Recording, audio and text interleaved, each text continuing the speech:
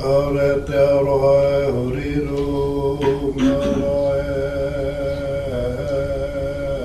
mai aku kiri kanoi hei hana keia mapuna te roe matai aku kamoi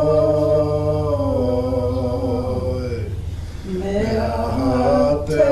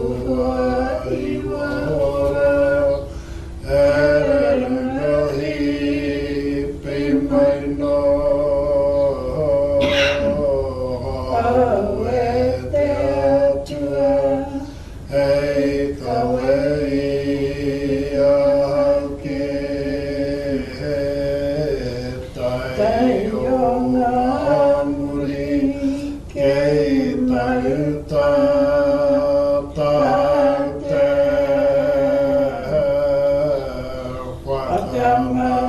ki te iwi